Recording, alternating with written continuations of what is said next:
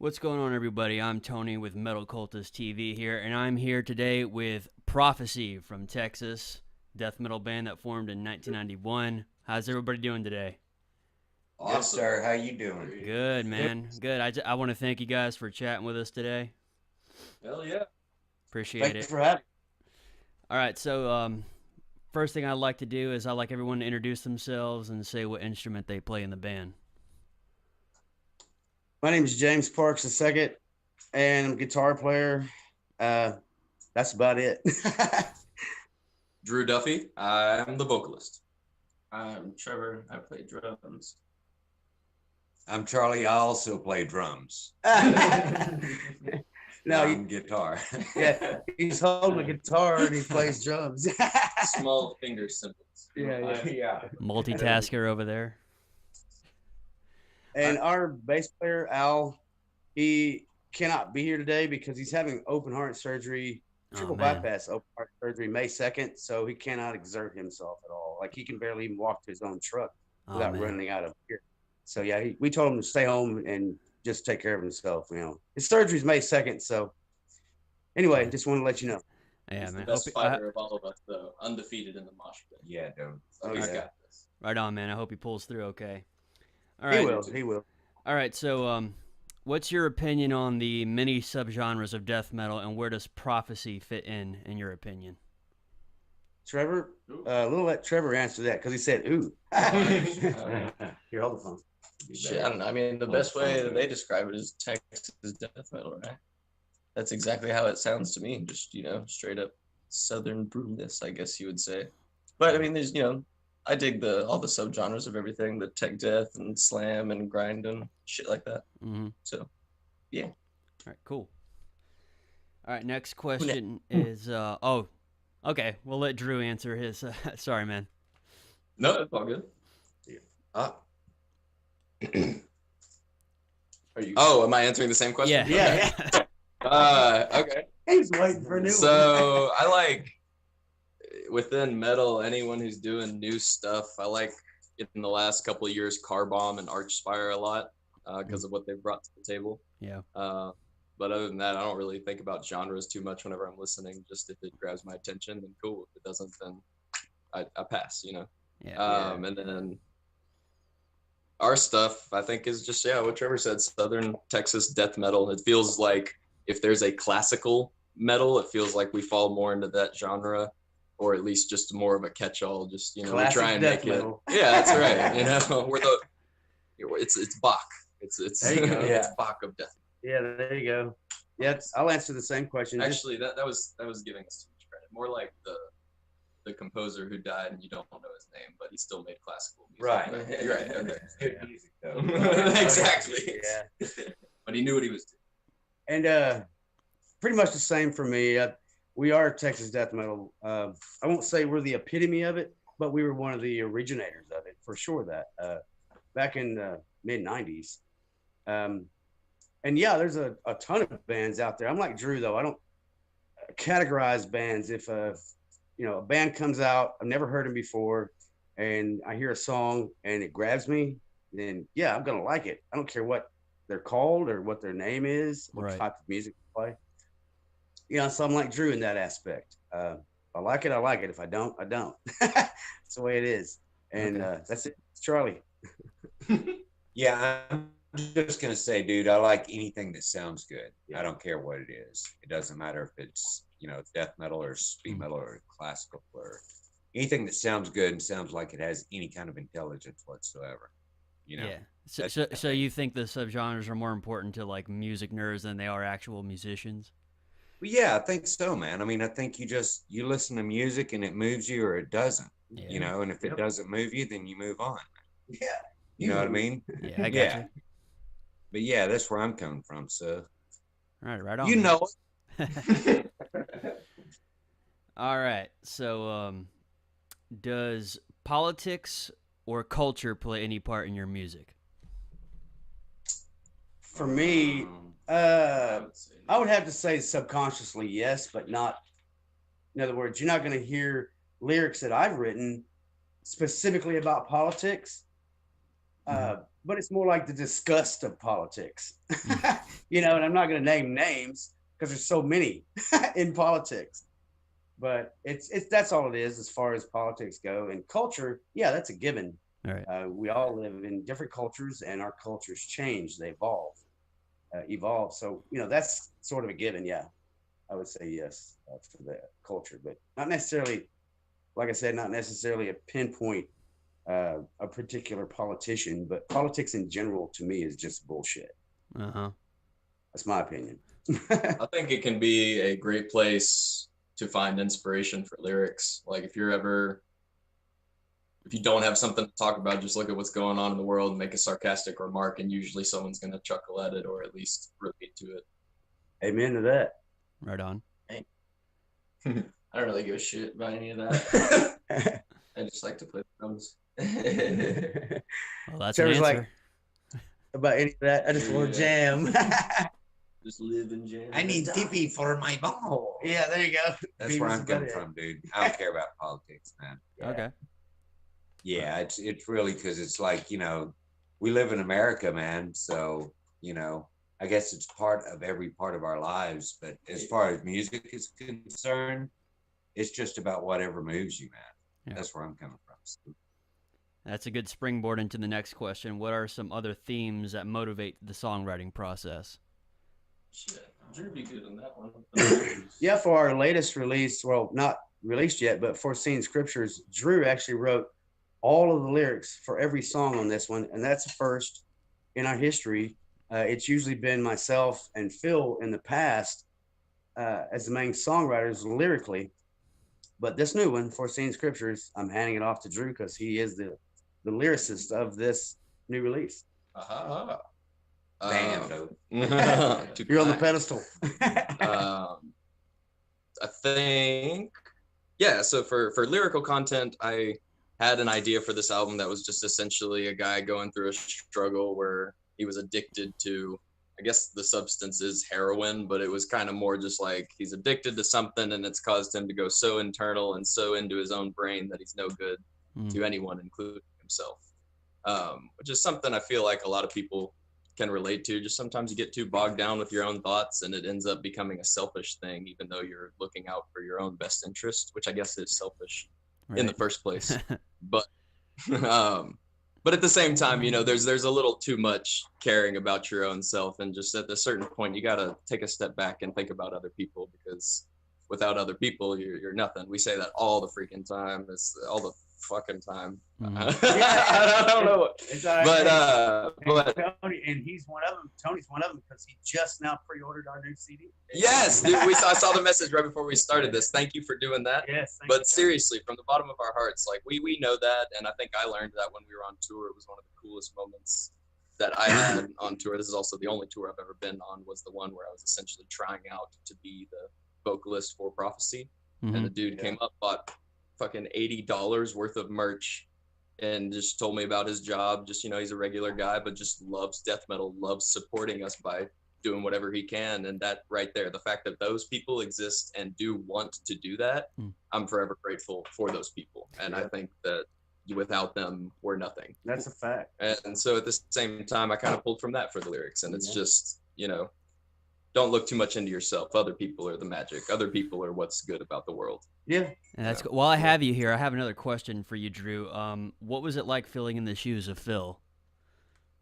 Dude, there's a lot of thoughts to that. I think the first one that came to my mind just now is that there was like a specific phrase on the new album where I started very Phil style, like super pulled in with my lips, super low grunts, and keeping it super, like, you know, just brutal low for the entirety of the run.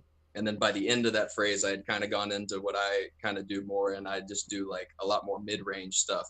Right. And that's kind of what I've tried to do, is just pay homage to Phil, start there, and then expand into more stuff that I've been more traditionally comfortable with, my screams and my writing style. But always got to pay homage to the dude who was in the band for fucking 20 years. Much props to Phil. And Tony, I wanted to say something that Phil actually told Drew. You remember this once I say it. It was at TXDM Fest 2017. Yeah. Yeah. he came up because Phil came up to the fest, you know, and we'd asked him to come up and do a guest vocals on Tortured by the Sea. And that was the last song we played of the set. And Phil got on the mic and he goes, bro, and I'm not going to try to quote him, but he basically said, bro, it's yours. Make it yours. You know, he's like, I'm proud of what I've done. And at the same time, it's your turn to make it proud for you.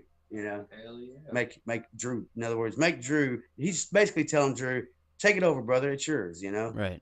I'm happy for everything I've done. Now make it yours, you know?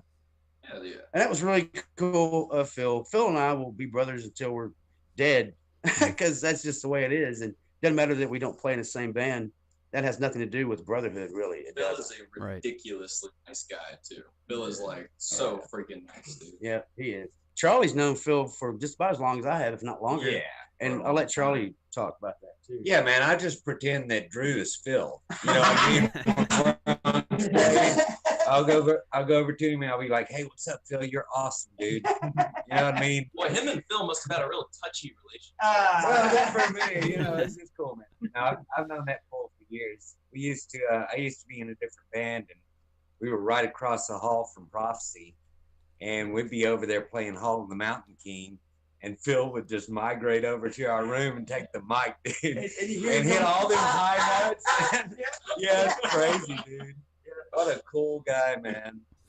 But yeah, I didn't get to spend any time in the band with Phil, but it's always kind of been like he's been here, you know, because it's Phil Holland, man. I mean, really, that's every time I thought of Prophecy, I thought of James and Phil. You know what I mean?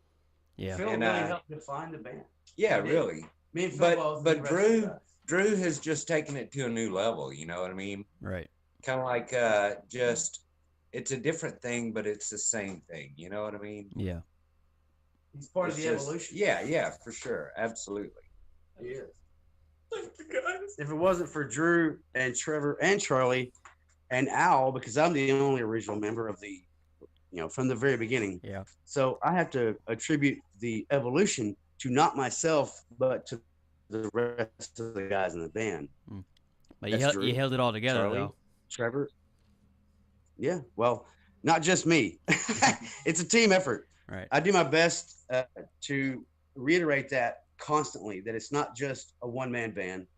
It is a team effort. And that's in the writing process. That's in every step of every process that it takes to make any band functional, much more prosperous. And we're not prosperous. Not yet. This isn't our job. You know, we all have regular jobs just like everyone else. Mm-hmm. So, yeah. Actually, I'll say something about James real quick because you're absolutely right. He has kind of held it together since '91, and I can honestly say in the time that I've been in the band, I can see that he's grown as a leader. Maybe it is just 5 years of experience, but I think there's something like James is a pretty damn good band leader. And Well, thank you. Yeah, it's fun. I try to watch, listen, and learn all the time. Mm-hmm. I keep my mind open and my ears and my eyes and my heart. That way I learn. Because I figure if I'm ever one of those people who think that I know it all, then I stop learning. At the same time, I become arrogant. So fuck that. I ain't never going to be that way. That's just stupid in my opinion. So Words of wisdom from the great James Parks II. you know, I always say that with age comes wisdom, but to only those that pay attention. Hey, Right I'll be on. teaching at the CU campus this upcoming fall. Masterclass. Parks. I do kind of have a segue back to the original question. Another awesome thing about the writing process has just been that James has let me, you know, do the lyrics myself. He's let Trevor handle the drum parts, and they called him Harry Potter for a while. It's not just the glasses. He is a wizard. That was Phil. He did sell his soul to the devil to get that good at drums. It's true. All the rumors are true. And you know, Charlie brought his harmonies to this, which I'm pretty sure are way more in this album than have ever been in a Prophecy release. We call Charlie Charmony for a reason.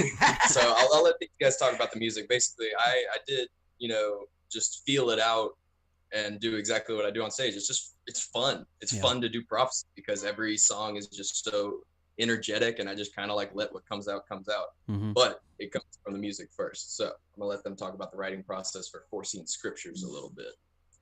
I'd like to say, in one thing that Drew mentioned, you said it comes from the feel. If it feels right, it is right. And if it feels wrong, it is wrong. So it's your gut instinct, in other words. And I use that in every aspect of my life. Doesn't matter what it has to do with. It could be buying a car, a house, a guitar. Writing music or a woman. Yeah. If it feels right, it is right. Mm-hmm. Not buying. No. Okay. No. All right. No, that not Charlie. That's you. Sorry, I wasn't paying attention. Sorry. What was the question? It has to do with the feel of the music. If the music, as we're writing it, if we come up with a riff, a drum beat, or whatever it is, if it feels right, we move forward. If it doesn't, we don't second guess that, and we just start over. Mm-hmm. So everything's based off of feeling. So just to reiterate a little about what Drew just said. That's it. All righty. So moving on, this is kind of a personal question because I'm actually looking to start up a band someday, not right now. But what is your advice to newcomers? It's got to be 100% passion. Don't start it for the music or for the money, Mm-hmm. or for the passion of the music. Whatever you do, in the band, I don't care what you do in the band. If you start a band with the intentions of making money only, then you're in it for the wrong reasons, and stop doing it. Because, really, it doesn't matter what genre of music it is. If you want to make money, then go get a job. Don't start a band, in other words. Yeah, and everybody's got to make money. So start it because of the passion of the music, period. Right. Doesn't matter what kind of music it is. That's the best thing I could say to anybody for any kind of music there is.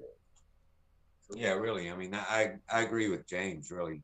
It's like music's an outlet, man. So whatever it is that you're feeling, whatever it is that you're thinking about, whatever it is that, really strikes your soul or whatever, put that into your music. And it doesn't matter what it is, if it's political or if it's religious or if it's whatever it is. If you're into it, man, put your thing into it and don't let anybody tell you otherwise. You know what I mean? It's all about putting your thing in it, Drew. You know what I mean? We're not stupid around here. We pay attention. That's all I'm saying. No, that's where I'm coming from, man. One said he didn't pay attention. I wasn't paying attention. That's a true story. Oh yeah, that's true too. Yeah, number 4. So she's awesome though. We're gonna eat her eventually.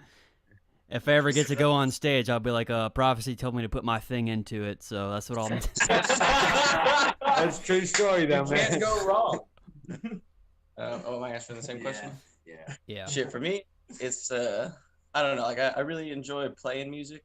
I never really been into writing music too much. I'm just not good at it. I feel like I'm more of a I think he's good at it. I don't know. In my opinion, I play in a bunch of bands. I figure the more bands I can play for, the more stuff I can do, the better I can get at just playing drums. That's all I'm really interested in, is getting better at the drums. Yeah. That's cool. Yeah. That's what we're interested in too. Yeah. We're all interested in Trevor getting better at the drums. He continues to do it. Oh, yeah. I would say jam, like improv with people. Yeah. Because just realize what you're doing in a band. I feel like the only way people mess up with a band is if they have some goal for specifically the band. Mm-hmm. When really all you're doing is just meshing with other musicians. Like you can do a solo act and just maximize your own potential, and that's totally a thing you can do. But if you're there with other people, you know what I mean? Like mesh with the other people. Utilize the other people. Utilize a shit. Yeah. And I think the most honest way you can, and like the most organic way you can do that, is just feel each other's talents out and realize where each other can lift up the song. Yeah. But I don't felt put Drew's talent before. Don't put your thing into everybody else. When it's the appropriate Yeah. Word. It's your okay. woman swing you. Charlie, he's our goofball of the band. That's for sure. Let's talk about some upcoming shows. What do you guys have planned? since I mentioned to you before the interview, and I'll go ahead and say it now, our bass player Alan Culmo, our brother, is having triple bypass open heart surgery on May 2nd. So that being said and known, we rescheduled the CD release from June the 1st to July 13th, which is the same date of TXDM Fest 10 that I have every year since 2010. So that's our next show, actually, TXDM Fest, July 13th at Tomcats West in Fort Worth, Texas. And we'll be mixing down the album, getting finalized tracks, but we do also have a music video coming before that. Oh, yeah. Trevor and I, well, actually, I got to give Trevor more the credit on this. For promotion of the CD, he had a good idea. What we're going to do is release a little video clip, promo clip of, let's see, the first one will be Thy Reach Within, and that'll be 1 month before the release of the CD. And then, a regular schedule. In other words, 4 weeks before will be the first video clip of Thy Reach Within, and then 3 weeks before will be Redemption, another video clip, not the entire song, mind you. And then 2 weeks before will be Foreseen Scriptures title track video clip. And then 1 week before July 13th will be the full release of Buried in Brimstone, as Drew just mentioned. The full audio and video will be released. So that will be our second single for the promotion of this full length. Our first single was released 1/1/18, video and audio, and that was Eye of the Pit. Yeah. And the reason it's taken so long to get us to this point, because we basically got a new engineer and finished writing all the songs. Yeah. So other than that festival that you mentioned, there's nothing planned for after that down the line? Excuse me. There's a lot of things planned, but nothing in stone yet. Specifically a tour. It's I'll go ahead and say it. It's not on paper yet on contract, but ATI and us, Prophecy, have merged together as far as them being our booking agency. My buddy Chris Basil from Pyrexia is the one who turned me on to Andrea of ATI. And so she's going to be either one of two things is going to happen, but it's going to be a tour regardless. When Pyrexia gets back from Europe, which will be September 29th, they're going to do more U.S. dates and another, more U.S. touring, and we'll be on that tour with them. That's more likely what's going to happen. Y'all have any selfish question? Y'all have any plans to stop in Florida? Honestly, I'm not sure any details of the tour because she's the one who's doing all the booking, and for Pyrexia and us and whoever else is on the lineup. So I really don't know. I mean, when was the last time you stopped in the Sunshine State? We've never played in Florida, and we'd love to. I mean, Tampa has been known for decades for brutal death metal. I mean, there's a ton of bands down there. Jay from old Divine Empire still lives there. Jason Blackowitz, he's a good friend of mine. I mean, there's other bands that came from there too. Like Jay was in Malevolent Creation before Divine Empire, bass player and vocalist. And they were from Tampa. And then there was Morbid Angel, if I'm not mistaken, was from Tampa. And I mean, I can't even remember them all. There was a ton of bands. Cannibal Corpse, they're not from here, but they exist down here. I got you. Okay, I got you. I think Walt Disney listened to Corpse. Yeah, Walt Disney listened to Cannibal. Because they're originally from Buffalo, I think, but they're located down here. Yeah, I knew Cannibal was originally from Buffalo, and they relocated in Florida. I knew that, but yes, we'd love to play the Sunshine State. We have not ever played it, so we'd love to. Right, and as soon as we get all the itinerary, then it'll be promoted every which way possible. So as gentlemen from Texas, are any of you guys firearm enthusiasts? Oh yeah. Are you kidding? Are you kidding? Yeah, seriously. Since far back as I can remember, I was raised a country boy. My dad taught me how to hunt, taught me how to fish, taught me how to garden, basically taught me how to live off the land. Right. That requires firearms. among other things. It does. Mhm. And so, yeah, we are firearm enthusiasts, big time. I am. I shoot as many things as I possibly can, dude, on a regular basis. Yeah, man. I'll light anything on fire. Leg, arm, I don't care. Yeah, dude. I think on the last tour, I shot a Uzi. Remember that? Oh, Yeah, yeah. In 17, we did a U.S. tour with Skinned and our brothers Protest from here in Dallas, Fort Worth, and it was up north. Basically, we didn't go west or east too far. We basically just went north and up to Michigan and Ohio and I think it was in Michigan. We stopped by Travis, my buddy Travis and Skinned. He had a friend that lived in Michigan, and he was an instructor for firearms, but where you could get your certified concealed permit. I'm not sure what they call it there, but anyway, he had a little bit of an arsenal, and he brought it out to some land that he owned, and we had a blast, literally. It was awesome. Yeah. It was awesome. I just had to, I had to slip that question in there. Go ahead. I said I couldn't help but slip that question in there because Texas is known for good the Second Amendment. Damn right. Damn right. Houses don't get robbed in Texas. No, houses don't get houses. Did you hear what Trevor said? Tell him. I just said houses don't get robbed in Texas. Well, not all the time. Not all the time. Yeah. I thought I Yeah. had it. Look, if you can see it on my phone. There's James with one of the bigger guns. He had to be on the floor or on the On the- ground. Yeah. That's From where that day. that's where I shot at a 300 yards. I shot the head of a nickel with a 308. Nice. Yeah. Should have been a sniper.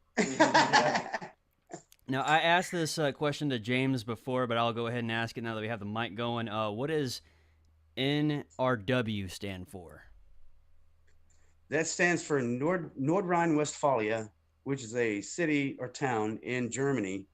And the whole reason why that song was written, because in 2007, on the European tour that we did with Rottenness and Carnal Decay, we got left in Prague by the band Rottenness because they screwed us, not only out of transportation, but out of approximately $3,500 of the whole entire tour. Oh damn. Jalil was the guy's name.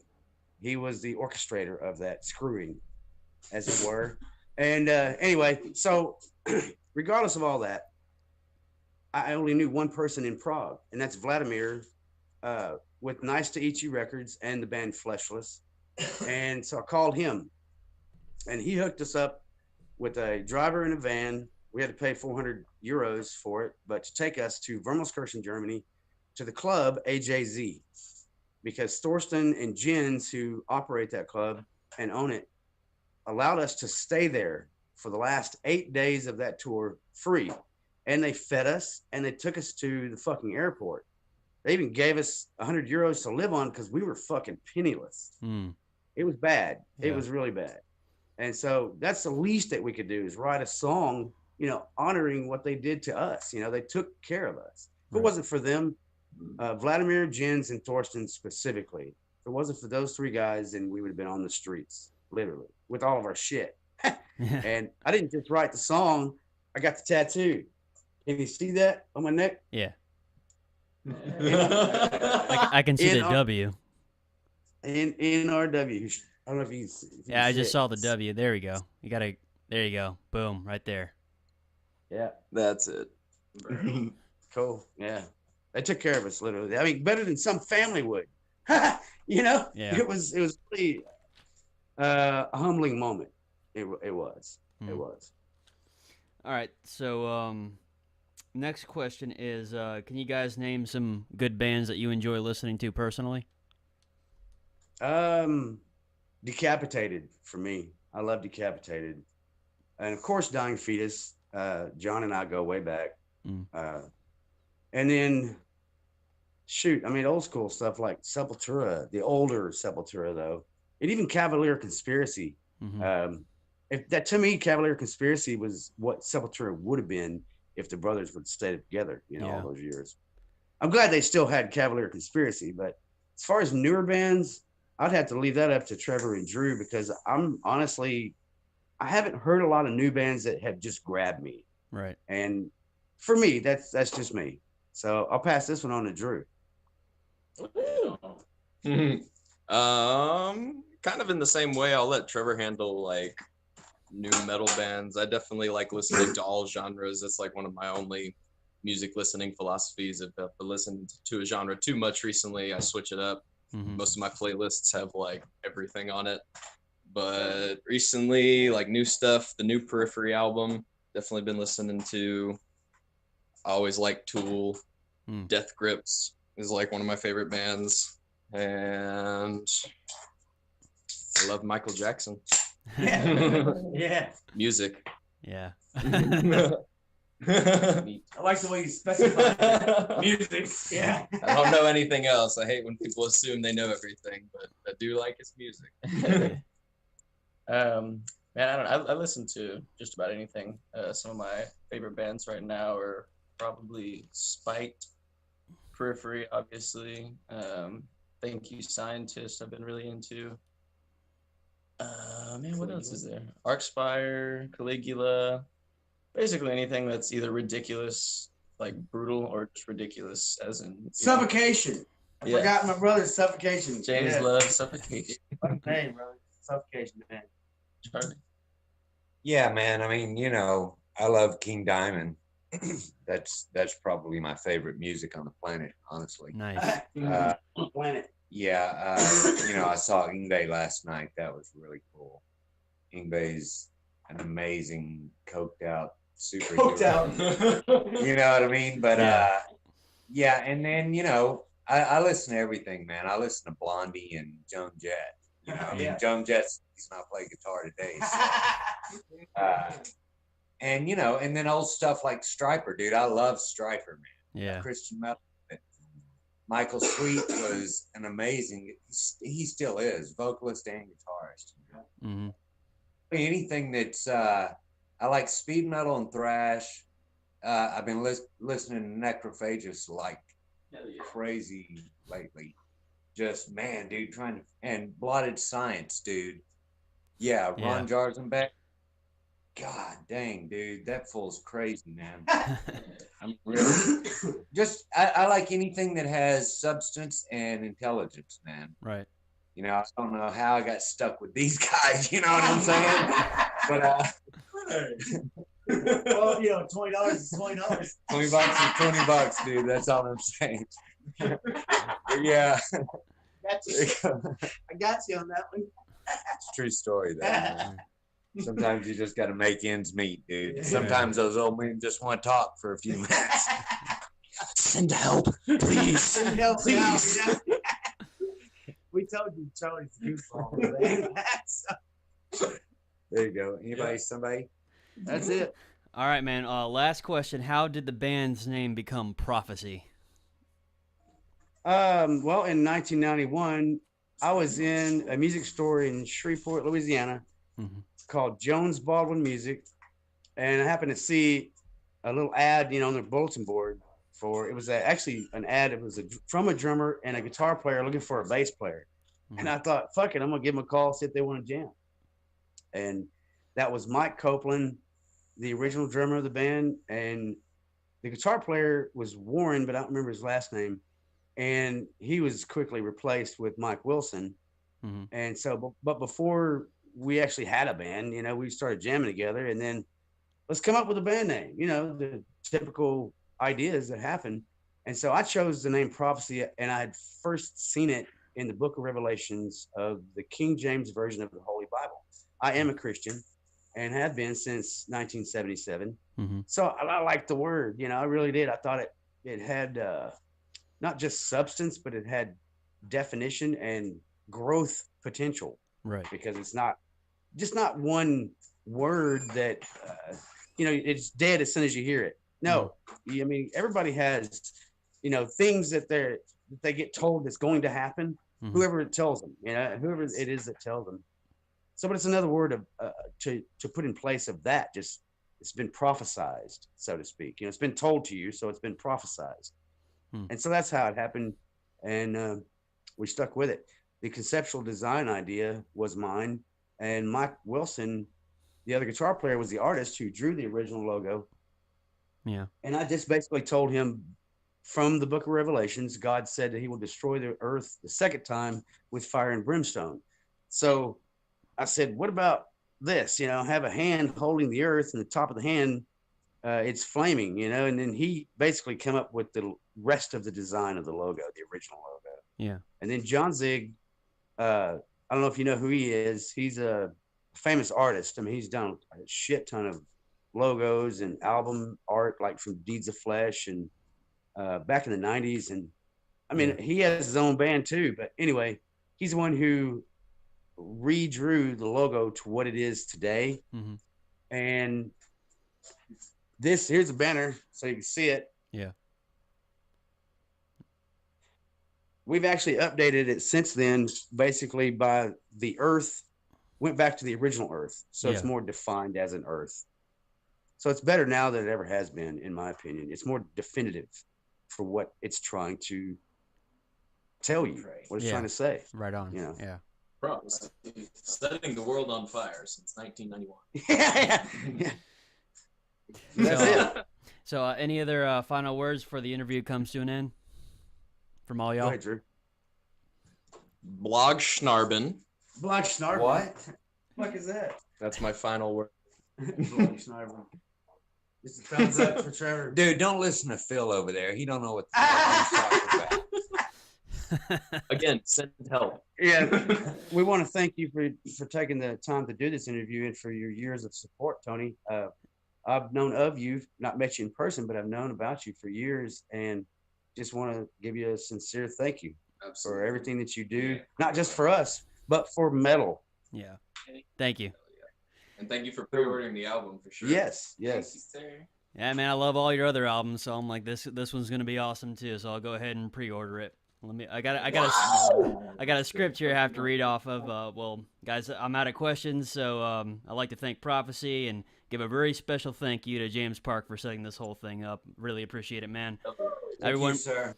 be sure to pre-order the album, Foreseen Scriptures, and be sure to check out all the links in the description. I'll leave a link to their Facebook and their website and everything like that, so you check that out. When's the release date going to be again, James? Foreseen Scriptures will be released along with the first, and I haven't said anything about this yet either, real quick, the first official DVD of the band, both July 13th. Foreseen Scriptures CD, and the DVD is called In the Beginning. And it's got footage of us from 7/29/93 and also in February of 94.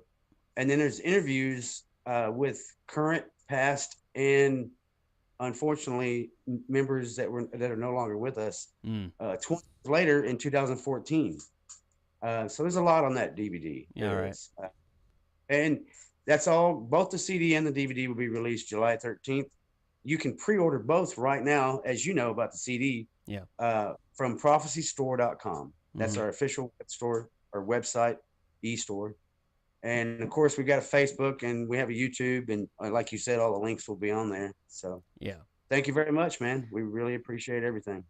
All right, man. Well, you guys, best of luck with your future endeavors, and again, thank you for talking to us.